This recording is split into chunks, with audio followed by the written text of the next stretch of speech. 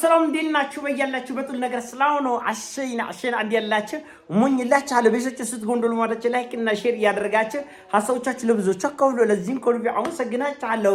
ዛሬ ሚዛናችን ዘላችሁ በጣም እንግዲህ ያውቋበደችን ጭዌ ነው።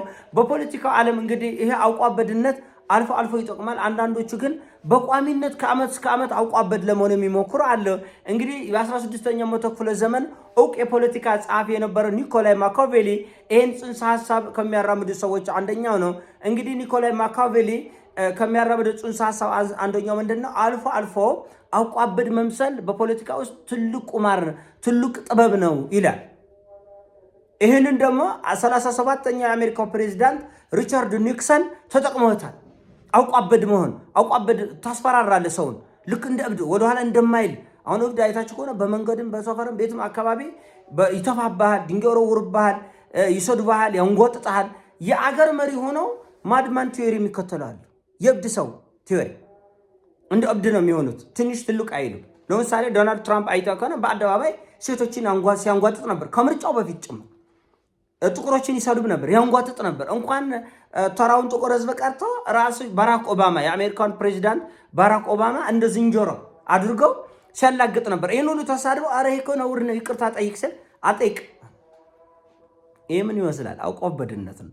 የዩክሬንን ፕሬዚዳንት ጠርቶ 300-400 ቢሊዮን ዶላር ሰጥቶ ሲያዋጋ ደም ሲያፋስስ የነበረው ሰው በኋላ ደግሞ ቢሮ ጠርቶ አንተ ደደብ ነህ እኮ አንተ ስቱፒድ አለ። ይሄ ምን ይባላል? ያውቋበድ እና መሪዎች ህዝብ ይሰድባሉ በአደባባይ ወጥተው ማለት ኧረ እሱ እብድ ነው ማንንም አይሰማም እንዲባሉ አስምር እንዲባሉ አውቋበድ ይሆናል። በደንብ ነው የሚያውቁት። አንተ ግን ከነሱ የባሰ እብድ መሆን አለበት። ልክ እንደ ሰሜን ኮሪያ ነች። አሜሪካ ለምሳሌ ብዙ አሁን ትራምፕ ብዙ ቦታ ላይ እብድ ያጫውቷል። ለምን ሰሜን ኮሪያ ላይ እብድ አያጫውቱም? ለምን? ከሱ የባሰ እብዶች ናቸው። ይረጋጋል። አንተ እንደ እብድ የሚያጫውተው ፖለቲከኛ ላይ ከሱ የባሰ እብድ ነው መገኘት ያለው። ይረጋጋል። በቃ ይረጋጋል። ለምሳሌ ትራምፕ ሰሜን ኮሪያ ላይ ሄዶ እብድ አይጫወትም። ለምሳሌ ትራምፕ ቻይና ላይ ሄዶ እብድ አይጫወትም። የሆነ ነገር ተናገርኩኝ ብለው የ50% ታሪፍ ጥያለ ይላል። ምን ማለት እንደሆነ ራሱ አያውቁትም። አያውቀውም ራሱ 25% ታሪፍ የ1 ሚሊዮን ዶላር እቃ ላይ $250,000 ጥያለው ታሪፍ ይላል። ይሄ እብድ ሲያጫውተው ነው። በኋላ ቻይናቸው እኛም አሜሪካ ላይ ጣልን እንደዛ 50%፣ 30%፣ 20% ታሪፍ ጥለናል ሲሉ ራሱ ትራምፕ ቻይና ድረስ ሂዶ በቃ ያራድጌ ልጅ አረጋጉታ አለ። እና እብድ ሲጫወቱ ፖለቲከኞች አንተ የተሻለ እብድ ነው መሆን ያለብህ። የተሻለ ዙሩን ማክረር ነው ያለብህ። ይሄ ታክቲክ ስለሆነ ነው። ባለማወቅ ወይ ደግሞ በተፈጥሯዊ ባህሪ ሳይሆን የተጠና አክቲንግ ነው። አክቲንግ ሆን ተብሎ አውቋበድ ይሆናሉ መሪዎች። እና ልክ እንደ ሰሜን ኮሪያ ደግሞ የባሰ እብድ ስትሆን ምን ታደርጋለህ? ምን አማራጭ አለ? እና ግጠመኝ እና እንቁጠም በቃ እና አይኑን ፍጥጥ ማድረጋል። እና ይሄንን ሪቻርድ ኒክሰን 37ኛው አሜሪካው ፕሬዚዳንት በደንብ ይጠቀሙት ነበር። አሁን ደግሞ ትራምፕ ይጠቀሙታል። አፍሪካ ውስጥ ይሄ እንግዲህ አውቆቱም ይሁን ሳያውቁ አብዛኛው የአፍሪካ መሪዎች ማድማን ቲዮሪ ይጠቀማሉ።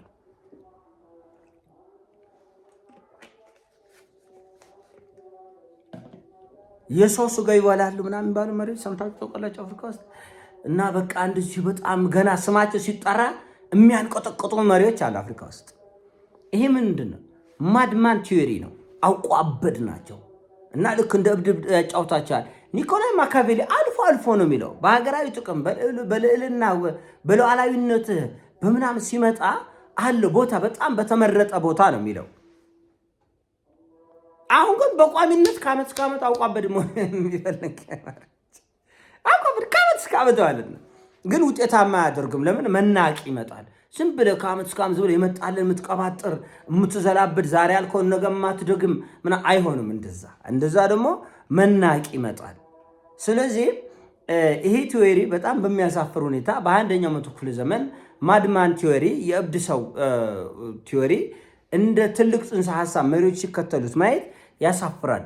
እብድ ሰው ወደኋላ አይልም። ሰውን ለማንጓጠጥ ፈለገው ትንሹን ትልቅ እና ይቅርታም አይጠይቁ እንዴ ሰው የምንነክተው አሁን ይቅርታ ያስጠይቃል። ለምሳሌ ህዝብን እንደ ህዝብ በማንነቱ በመልኩ ካንጓጠጥከው ከሰደብከው በኋላ ለዚህ ነገር ይቅርታ አይጠይቁም።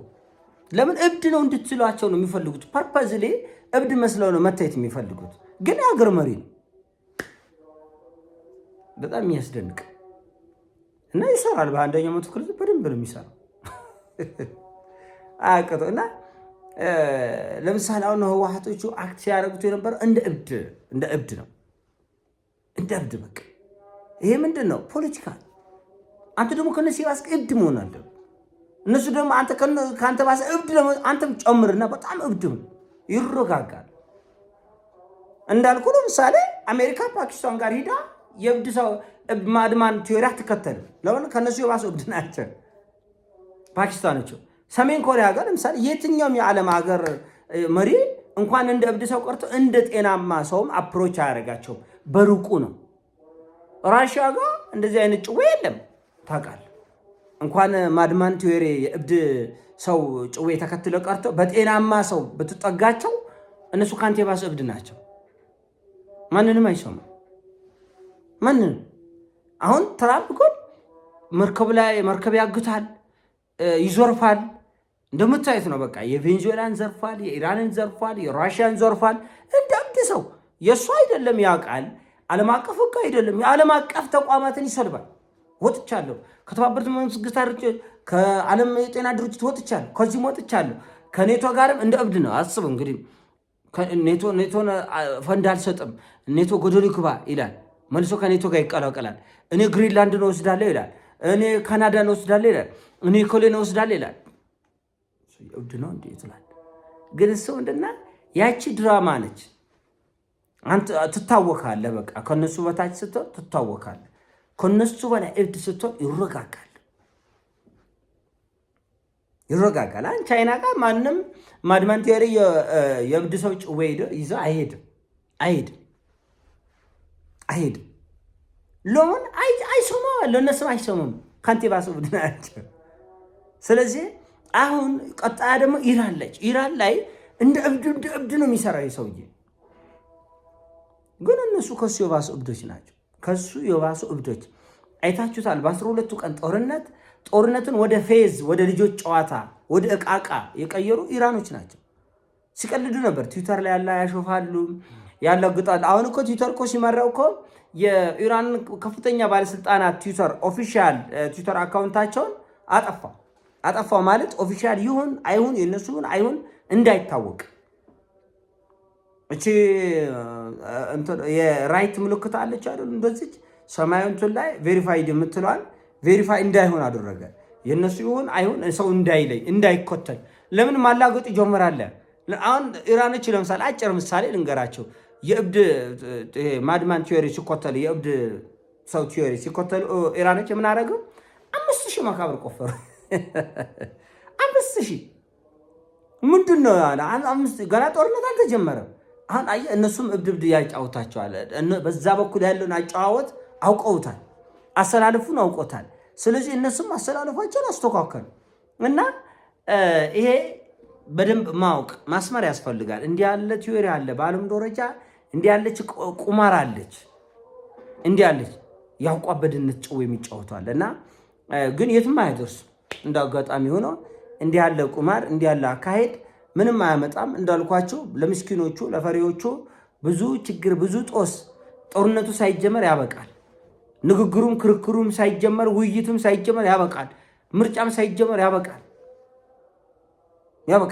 ምርጫ ሳይጀመር ያበቃል እና ለምሳሌ የሰሜን ኮሪያ መሪ ካንቱ የባሰ እብድ ያጫውታል። ለምሳሌ ደቡብ ኮሪያና አሜሪካ የጦር ልምምድ ሲያደርጉ እሱ ኢንተርኮንቲኔንታል ክሩዝ ሚሳይል ይተኩሳል በላቸው ላይ።